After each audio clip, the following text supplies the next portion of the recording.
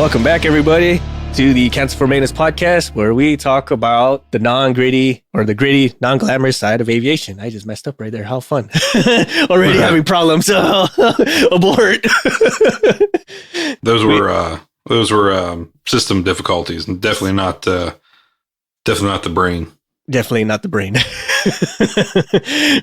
So we talk about the non-glamorous, gritty side of aviation maintenance. Give a little laughs, have some wisdom, or pass on some wisdom, and all of it is in hopes to prevent a mishap, right? Give you a chance to reset your day, give you a little bit of reprieve, so mishaps don't happen, right? Today we want to address a little bit of changes, right? Like how to manage changes, how to implement them, what causes them to not happen the way you think they should. And the difficult side of it, right? Yes. Everybody comes in, and I call them good idea fairies, come in and sprinkle their magic dust and say, we're going to do all these things. Yeah. And you say, well, that's great, Mr. Fairy. But I have some concerns or some comments and inputs as to why some of that will work and some of that won't. Yes. We'll just modify it to make it your own. Well, okay. Are you sure? Yeah. Fine. Fast forward 90 days when Good Idea Fairy comes around for their, quarterly visit, and they find out that the way they told you to modify, or they didn't really tell you to modify, but they told you to modify, and you did, and that's not really what they wanted.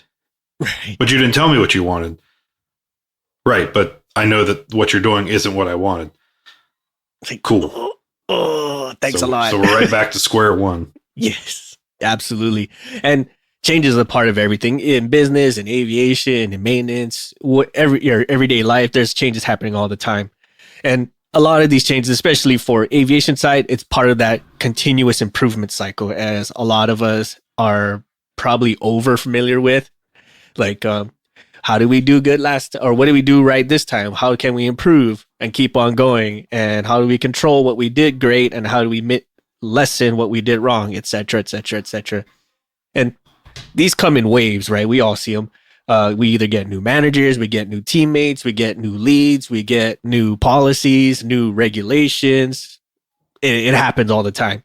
And when these drop or when these happen, managing these changes or implementing them, it gets very tough, especially depending on what they are, whether it's very specific or it's not specific enough, as we've illustrated in the beginning of the episode. Like, sometimes you get too much leeway and you don't know how far you're able to go. So you just make things work as best possible. And then it's not to specs, if we want to call it that. Right. But even sometimes you get even too much guidance. Yes. Now that means that they come in and, okay, they're shaking up everything from what managers cover in what area and who's tracking what system and who's updating what PowerPoints and this and that. And it's so much change and turmoil that everybody then does nothing. It almost dies, for lack of a better, dies in the womb. Like it kills itself before it begins. Because so much change, because everybody was used to operating a certain way. So instead of doing one or two things at a time, letting that get rolling, then starting the next two things, they come in and say, I want the entirety of everything changed. Yes. And then people go, that's cannot compute. They get the blue screen of death over their eyes, error 404, and they shut down. Yes, absolutely right. And if you can ask like 5 super smart individuals, 5 top executives, 5 aviation specialist experts, whatever. You pick 5 of them and you ask them what's the key to a successful change, and you get 5 different answers. And the reason is because it's very liquid.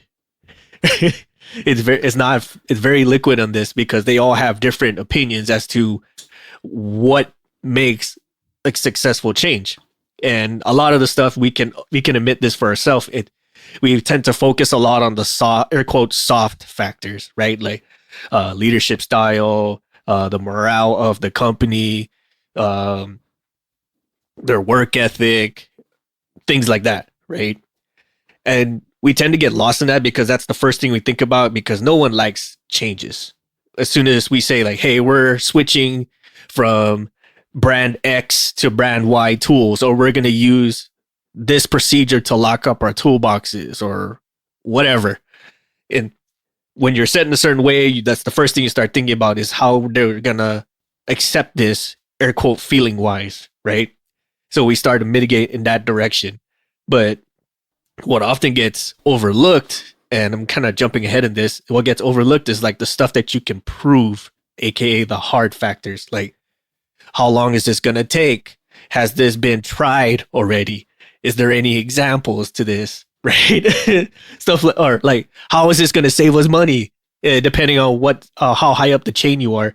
Because if you haven't thought of these through, then it doesn't matter how good you are at coaxing along the soft stuff. It's going to fall flat on its face, as MVP said. Like, if we can't prove that this works in some way, shape, or form, then you can polish this however you want, and it's never going to happen. Or that's a great point you brought up. What's the return on investment for? Yes, that's the shakeup. So I'll use an example from where I currently work, but with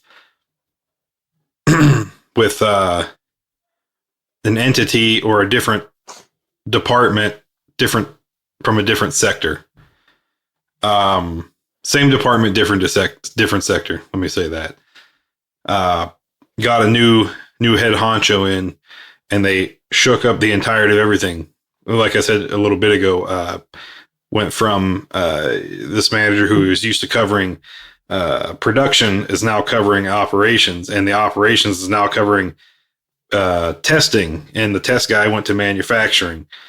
And then you took so-and-so who's software based, and you put them in operations as well. And you're like, they don't have any ops experience. Why would you do that? And I get if you're trying to cross train, give everybody a little bit of exposure. So if somebody's out, there's somebody to cover.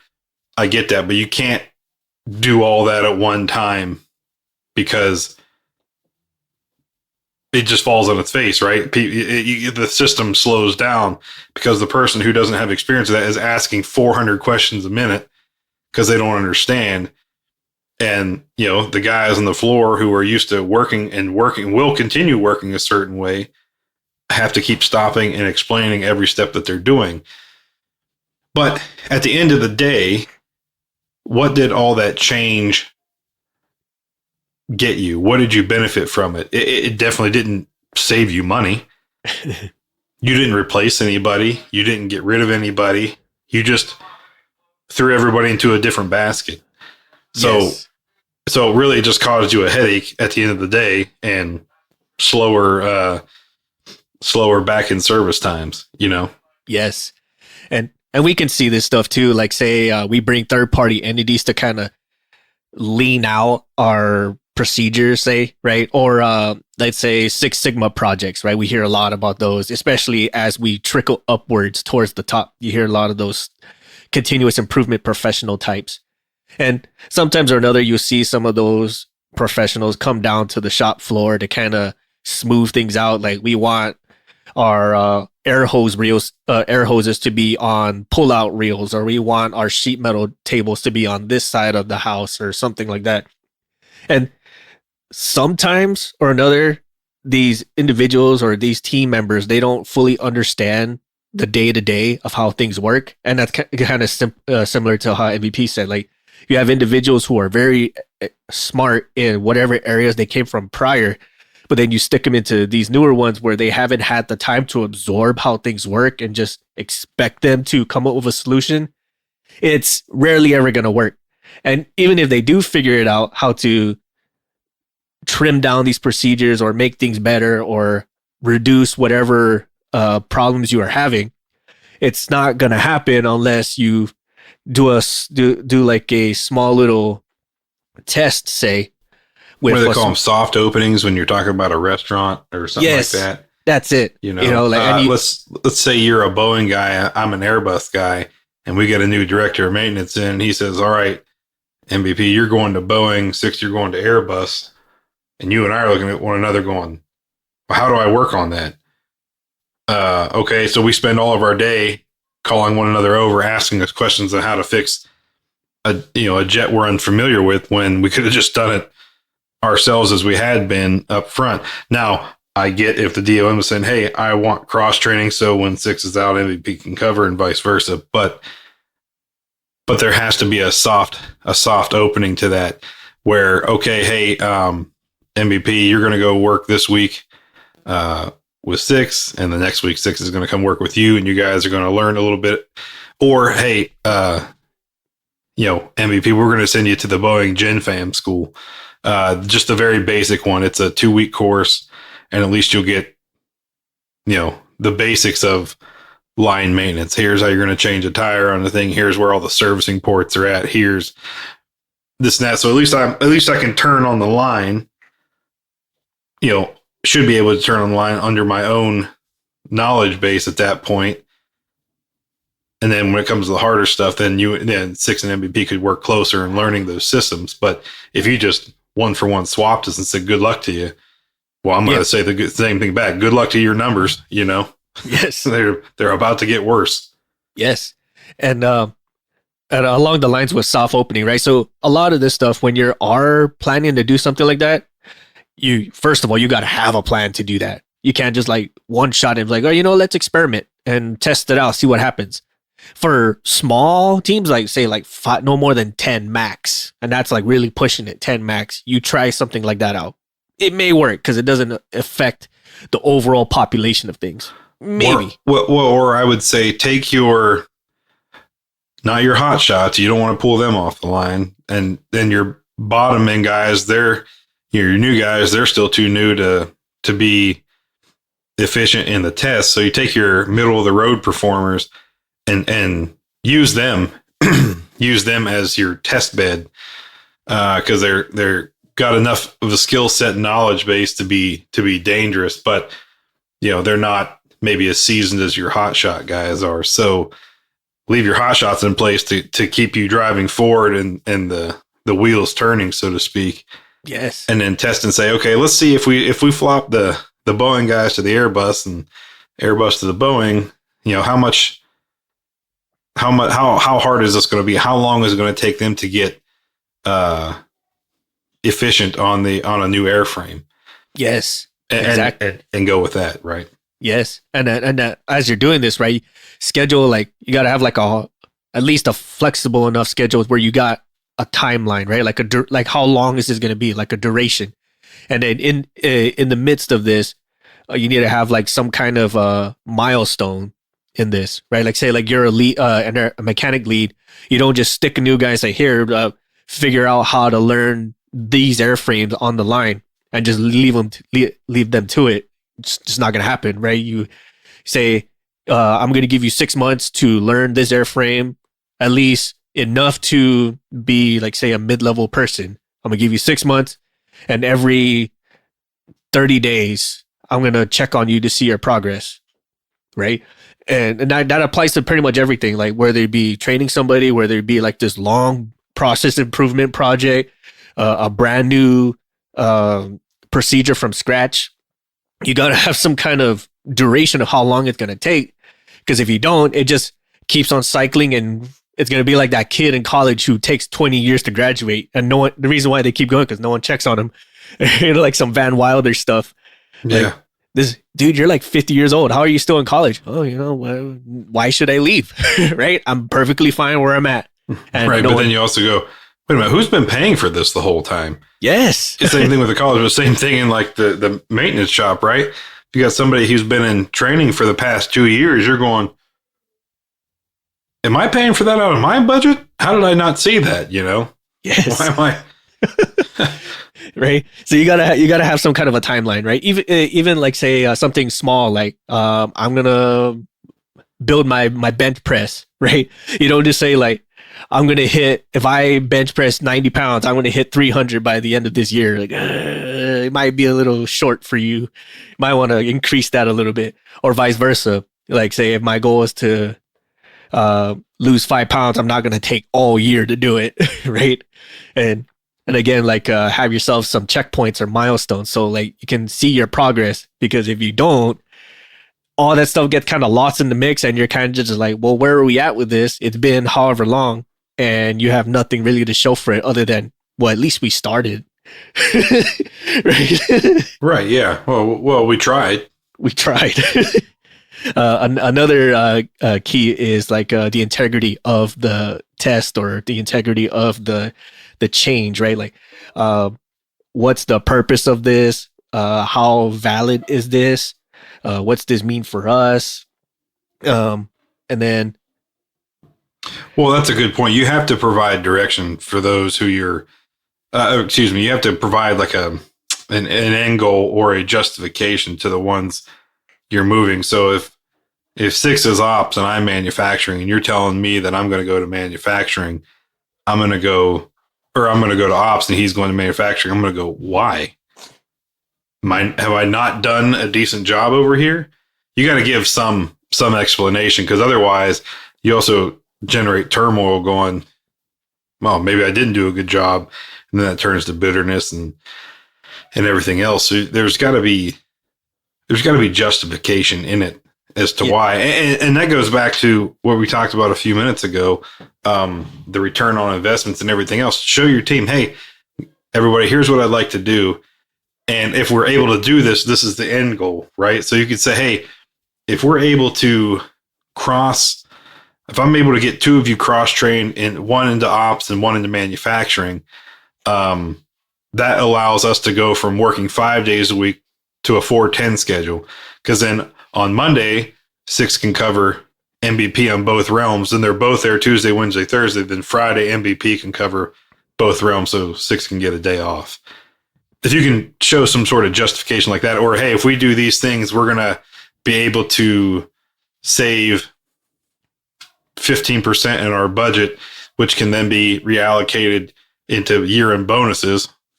Fine. Yeah, that gives people a goal. yes.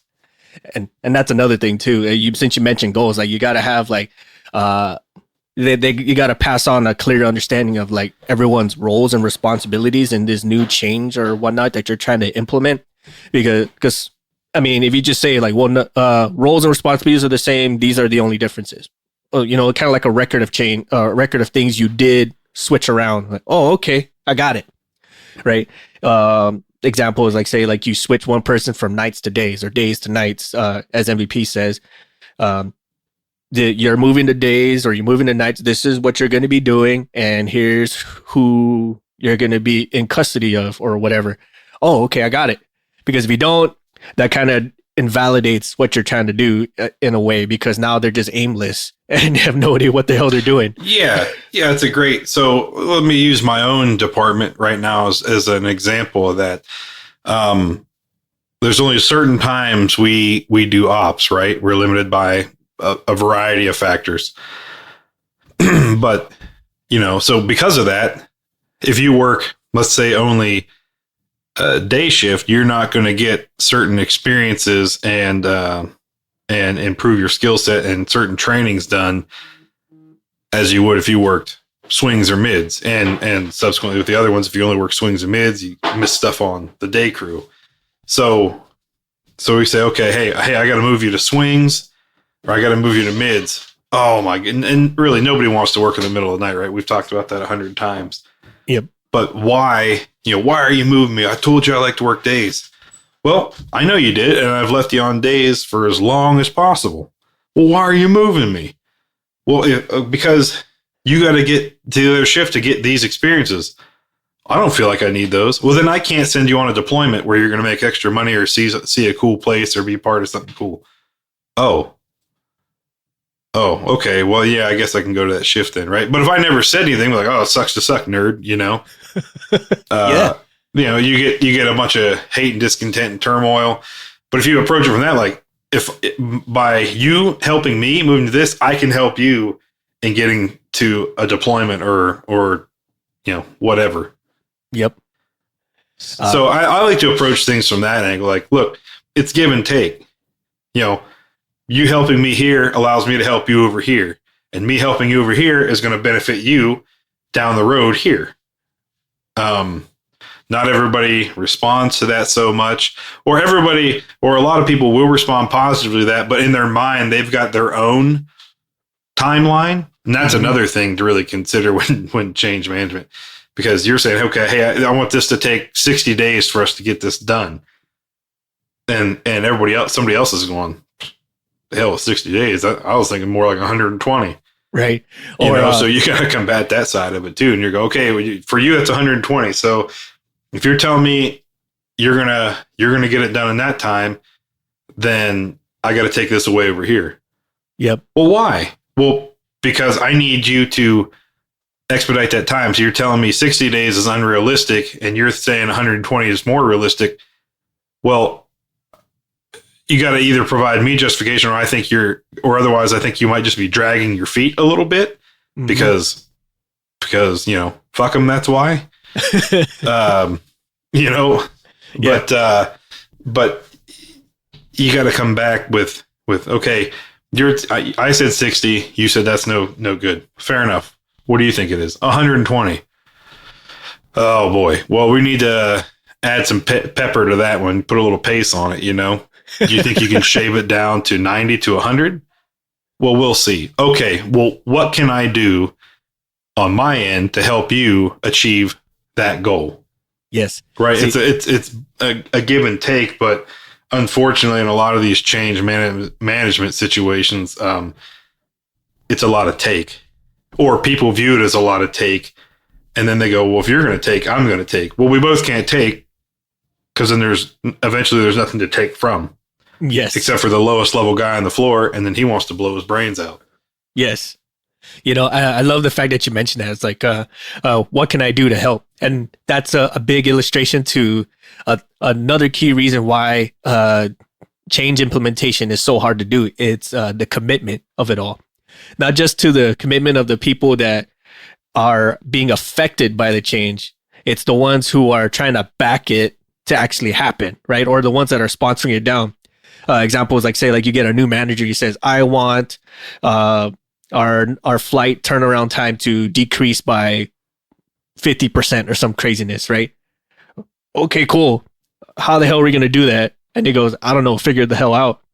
And so you're trying to, as a lead, as a fellow mechanic, as a whatever level you are below the manager, you're trying to make all this happen, and you're trying to push all these incentives along to keep it rolling. And he or she is nowhere to be found. He or she doesn't push this up the line so other people are on board with it, or provide you with the resources that you need to get it rolling. It's like, well, like, you say all this, but where's your commitment to it? Like, you can't just tell me stuff and just show up when the game's over and think you're still getting the trophy, Well, it's a interesting thought too. DOM, I want to reduce our maintenance downtimes 50%. Me as the lead for the shop, that is a lofty goal. You obviously must have some ideas in mind of how to achieve that, Mr. DOM. No, I just want them reduced by 50, however you see fit. Well, funny you should say that, because I happen to have this list that I email you once a month of things that I need to better do this job. So does that mean now that you want these numbers reduced, I can get some of these things, like a new Hydra Mule, that I don't have to jerry rig the electronic side of it every time we want to use it? Or that mean I can get a tug where I don't use the vice grips for the throttle control? No. I want numbers reduced. So what my goal is. That's now your goal. Achieve it. So do more with less. Yeah. See, you get the concept. No, what ends up happening is we're going to do less with less. I promise you. You can't just make claims. Well, 6, I want to be the Queen of England. But MVP, she passed away. Right. So there's an open seat. No, it doesn't work that way. Well, you know what my goal is, 6? Put the crown on my head. I don't even know how to begin to. I don't even know where to start. Where would I want to even start the inquiry of this? I guess a quick Google search, maybe, but that's like, it's just about as far as you're going to get. Can't just make outrageous claims and not provide any substance to it. Yes. You know? Yeah, like roadblocks, right? Like if there's a roadblock, give me a hand and help me clear it. Don't just like watch me struggle, right? Like if you want me to go 100% of this, at least back me up 100% when I need things to happen, right? And I think that's another reason why too. A lot of mechanics, especially on the ground floor, they don't try to voice up on stuff, is because they hear a lot of flowery words, let's call it that, right? Of we appreciate your innovation, your input matters, et cetera, et cetera. But when they actually get input, it's kind of just like, well, we weren't committed to that. We were just committed to telling you that, right? So we're expected to give 110% commitment to the schedule, to the operations, to the maintenance, to the flights, to the pilots, everything under the sun. But when it comes time to actually make some real changes happen to improve things, or when we give ideas and inputs to actually make things run smoother, there's no backup, right? Or your decisions are questioned. But yeah, I mean, but in all reality, some of the decisions probably should be questioned. Another example here, the 2023 mission statement is want to be the customer's number one provider and maintainer of all aircraft. That sounds implausible and impossible. Like, who doesn't, right? Who doesn't want to be number one? But how do you propose we get there? Because half of the airframes they use aren't made by us. So what are you telling me? You know what I mean? Like, yes. Maybe we need to narrow this one down a little bit. Want to be the number one provider and maintainer of XYZ company built and tested assets. All right. That's probably a more achievable goal. Right. But I'll go back to the Boeing and Airbus. We're Boeing. Well, half the fleet that the customer uses is Airbus. Oh, well, I want us to be their number one maintenance provider. Okay, but I'm here to tell you that we're all Airbus, or we're all Boeing guys. We can't, I don't know. I mean, an aircraft's an aircraft, and I can probably figure it out, but it's going to be a learning curve here that you're not taking into account. I want us to be the number one. Are you telling me you're sending me to the Gen Fam school for that? No. Are you telling me that somebody's going to go to the Gen Fam school? No. Are we bringing some Airbus dudes over here? Are we hiring here? people that have that experience? No. Also no. Also no. Yeah. Well, God damn it. I have some further questions then of how you want to achieve this lofty goal you've thrown out there. Right. And then going on to that, right, we're having too broad of a mission, I would say, or too broad of a vision. Sorry, mission, vision, same. If it's too broad, or if our problem is too broad, then we have no real way of focusing the effort. And that's another one too, is the effort itself. Because you can have guys who are committed, you can have people who are pretty much on board and enthusiastic for a change. But if they have no idea where to go about, or if they feel like they got a whole lot of time on this, the effort it takes for them to implement all this may vary, right? Say, like, example, if you have too broad of a goal, we want to reduce our defects, or we want to reduce our downtime. Cool, by how much, right? And that can vary wildly. Well, we want to reduce it by 1%. Oh, no big deal. I'll just make sure I write my letters a whole lot nicer. 1% achieved, right? Or vice versa. You get ones like, I want to be 0% defects for this year. Like, oh okay. Whew. We have a little trouble here. And that variance of effort can also determine like what priorities get done first, right? We've talked about this so many times, based on risk, based on opportunity, based on resources and return on investment. If the effort requires a lot of hands to get it done, and it's not being done first, if not for a legitimate reason, then your effort falls flat on its face.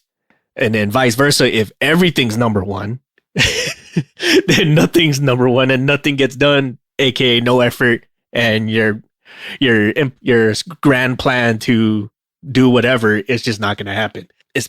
Like when we've talked about this many times, especially like when you don't have a solid stream of manpower to do things, or you don't have a set plan of where your effort's going to be focused on. Example is like everything's number one. How many times has every single one of us have heard that before? We hear, well, flights are obviously number one. Yes, got it. That's our revenue. That's how we get money. That's what these things are meant for.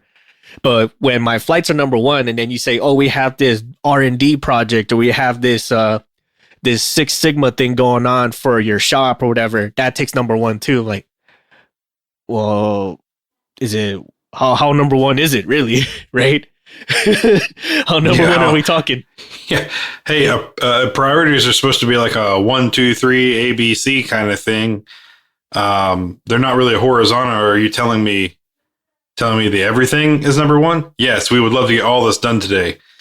Well, it goes back, hey, well, good on you and your lofty goals. Well done for living in the clouds on your hopes and dreams. But like Six said, how number one is number one? Is it like a 1Z? You know? Yeah. And some people might be listening to this laughing like, well, obviously not.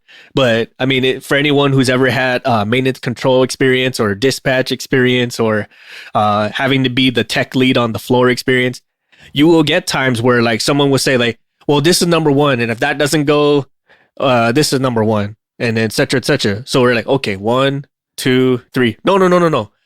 1A, 1B, 1C, 1D, 1F, whatever. It's like, I'm pretty sure that's not how it works, right? I think like 1A through whatever is supposed to be like aircraft must fly, assign people, get GSE, get materials, get tools, whatever. That should all be in line with number one, not like number one, get plane A ready, number 1B, get plane B ready, and all this other stuff. Like, that makes no freaking sense. And they're like two totally different things, and they're not covering the same event. So, right. So it's like, okay, flights are number one.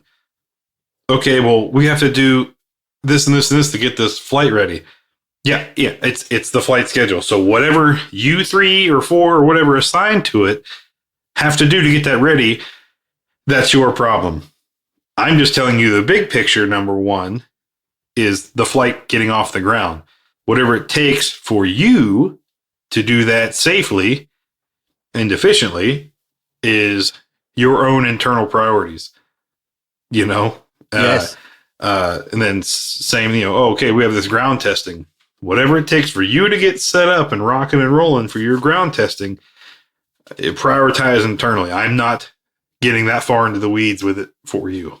Right. And that's kind of like the idea between like they call it executive's intent or commander's intent for the military dudes, right? My intent is I want this plane to fly. I don't care how you do it. As long as it's within regulations, make it happen. Got it. Got that part. But when your intent is everything's number one, like, okay, so I get your intent is you want everything to go, but in what order, what priority? Because that affects like how we focus our efforts, and that affects how we allocate people.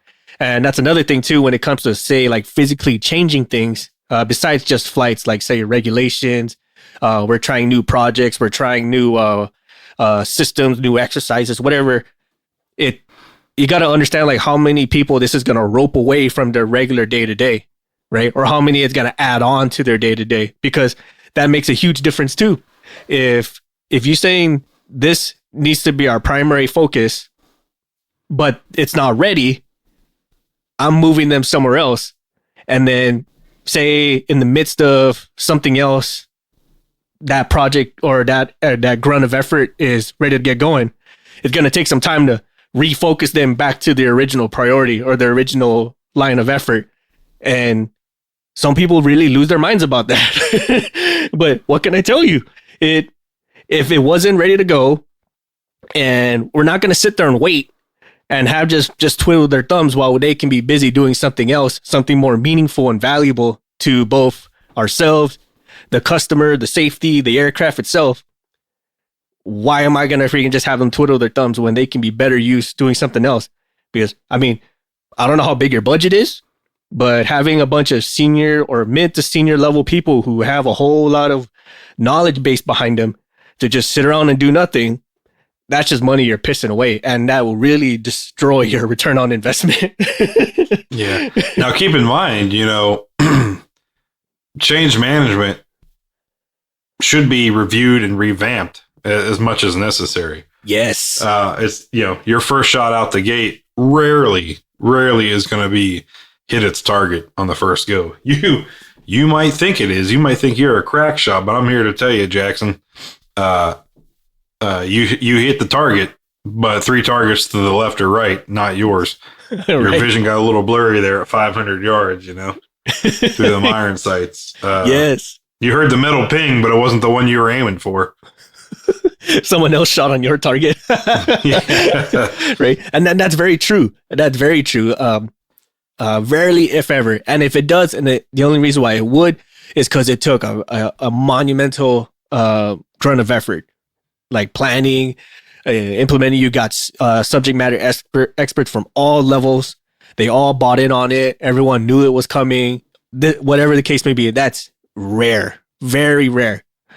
And it has happened. Don't get us wrong. It has happened. But usually these projects are pretty small. And it's either really small or the timeline to do is like real short. It's like maybe 3 hours max. Like, hey, we want you guys to move all these toolboxes from here to here. Oh, easy day. Hey, that really did work out. That's pretty smart. Thanks, guy. But then you get some other ones where it's like, hey, we want to reinvent the way we do our tooling system, or we want to reinvent the way we do inventory or how we distribute parts, whatever. That takes a lot. And there's so many factors that go into that. I'm not going to list all of them. I'm sure all the supply and parts people can attest with sheer amounts of headache, how in depth that would run. But things like that, like they don't happen right away. And your project to make those happen, it's not going to be right the very first time if you don't do any reviews. I mean, as MVP said, like you don't just expect it to happen and then everyone's going to start wondering why you went 3 targets to the left on your objective. And you're just like, well, I thought it was going to be right. So you have to explain yourself. Hey, next day, sitting at the maintenance meeting, why didn't you work on this last night? This was the priority. Yeah, I saw the priority sheet. I know what was the priority. So why didn't you get it done? Well, I had 3 people show up last night. What do you mean? I had 3 people show up last night. Where were the other ones? I don't know, but only 3 people showed up, which means I only had enough. We had 4 flyers, which are priorities. So that took up the 2/3 of our day. And the last third was spent on post flights in preparation for the next day. So that's what we got done. You mean you can get any testing or production done? No. Well, that's insane. We need to get more stuff done. I'm right there with you, boss. I understand, but this is what we have, and I worked with what I had. I'm not going to assign one guy to go deal with all the flights on his own. I'm setting him up for failure. Same thing with tests. Same thing with production. I'm setting the individuals up for failure. Yep. And that kind of, and another, I think you mentioned, I'm trying to catch it before it slips my mind. It's like designing some kind of framework to make all this happen, right? It doesn't have to be like this one and done template or this Six Sigma style, change improvement style, quality assurance style template. Just something along the lines where you thought this out. Like, this is how long we think it's going to take. Here's a little slippage if something happens. Here's everyone's roles and responsibilities. And then here's a communication plan. It is a big one. Here's a communication plan of how each person is going to address information. Now, this is kind of going up to the manager level stuff, but this applies also for the ground level mechanics. If you don't know who you need to talk to for whatever is going on in your issues, whether it be changes, whether it be day to day, if you don't know who it is, you're lost, right? And that's something that needs to be addressed like right away. Because if we're trying to implement something and it's not going the way it's planned, we don't want to wait till this is over the mic when we're hearing the fire alarm or something because something went wrong, right? We want to make sure we have a sound communication plan of who needs to be aware of what, who do we need to talk to if we need X, Y, or Z, and who do we talk to when things are going right or wrong? How do we send that up the line and vertical and horizontal? Because if we don't have those, then your plan is doomed to fail right from the start. You jog my memory again. I'm gonna go back to the example I used earlier of within my own company, but the same department, different organization. They got a new head honcho at the director level. They came in and made all these massive changes, which are still plaguing them to this day, and they haven't figured out. And that person came in, probably beginning of last summer. Now, I'm not saying all their changes should happen overnight or plan to happen overnight, but I will say if they had a plan, color me impressed.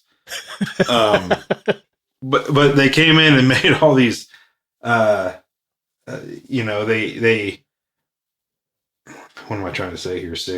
They made like bold adjustments.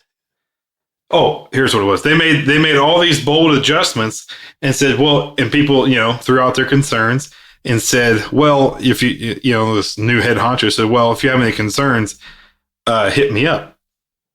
And I can tell you myself, even some of their changes affected me.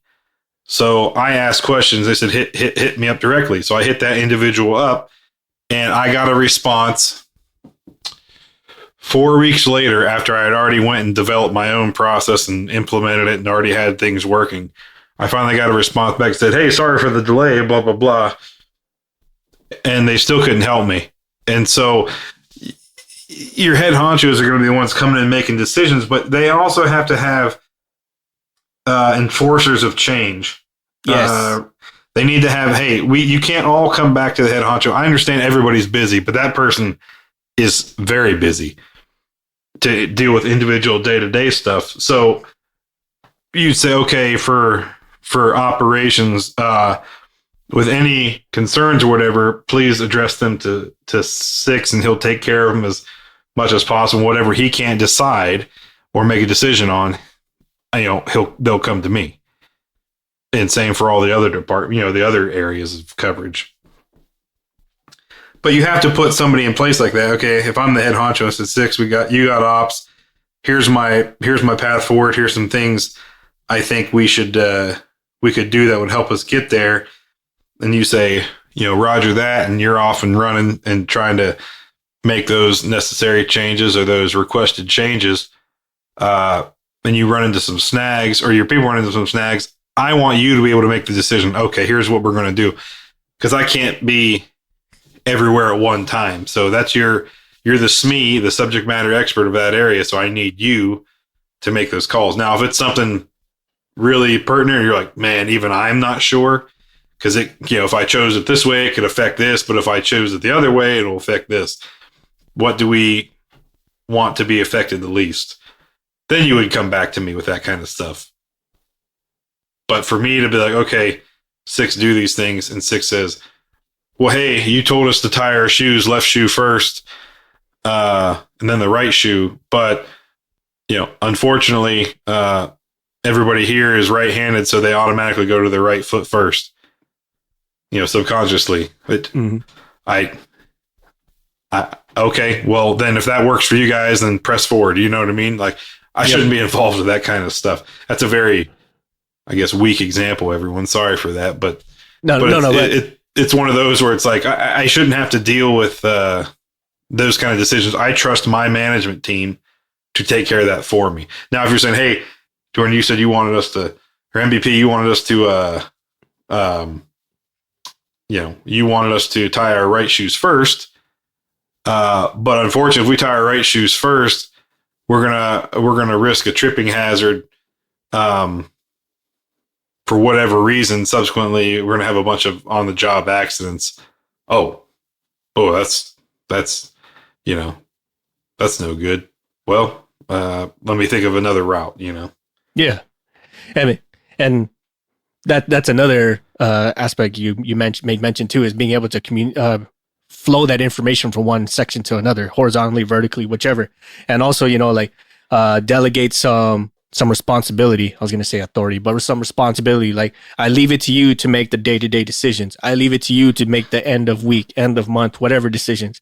And most of the time that kind of falls onto like the shop lead or the first line supervisor, manager, whatever the case may be, whatever the responsibility level, define that, especially when you're trying to implement a change. Because if you just leave it to the masses to figure it out, you just say, I want XYZ to happen. And if it's too broad and there's no boundary line of who's responsible for what, as MVP said, people are just going to figure out on their own, and you're kind of left into the wind and maybe far off from what you wanted to do, but you didn't give any real solid guidance or boundary line. So now everything's just creeping into each other or overlapping each other, and it's just way more complicated than it should be. And we've seen you have no proof that anything's working. Yes. And we've seen this happen, especially on flight lines where they say they want a certain shop to assist with this, or they want a certain piece of equipment to be used on this. Like, well, that's good and dandy, but sometimes things blend in responsibilities. Like, this thing can only be used for this, or these people can only be working on that. But when they intermingle together, they tend to kind of overlap in responsibilities. But if you don't define who does what, they'll just say, like, you'll find times where you have aircraft mechanics doing avionic stuff that they shouldn't, or vice versa, and they're signing things off that they shouldn't, or they end up breaking things, or vice versa. They say, like, well, that's not my area of expertise, I'm not going to touch that.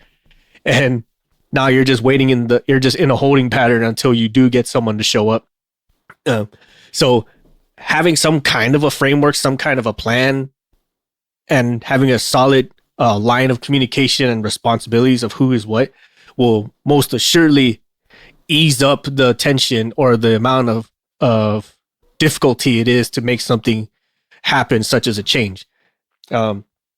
We can spill all day long about examples of what these can do, and especially for the general person on the ground, some of these things, they happen all the time, and it goes way over their head because it's so minute, or it's so it's happening without their input. That I don't know what a good word for that is, but it's happening without their input. So it's just like, whatever the wave is taking, I'm just gonna go where the current takes me, kind of thing, right? If they say wear blue shoes today, and they say wear red shoes tomorrow, I'm wearing red shoes. Right? Or something like that. Like, someone just go with the flow the whole time and not think twice about it. But sometimes or another, when a significant change is applied or is trying to be applied, it affects a large number of processes or systems or way of doing things. It's going to have some kind of abrasion. And if you're not planning for that, then it's just doomed to fall on its face. Yeah, I mean, you got to know that there's going to be some bumps in the road. That's why, a solid timeline, chances, and to revise. Don't miss those opportunities. Mm-hmm. And heed the inputs of your people. Right. You might be the overall SME, but they're the ones in the weeds, down in the trenches on the day to day, and they'll know, hey, we can't use, tie right shoe first because right shoe is covered by, a steel plate, blah, blah, blah, that you have to put on as a safety requirement. Right. So if you want the right shoe tied first, the process has got to be changed first to say tie right shoe before coming on, the floor.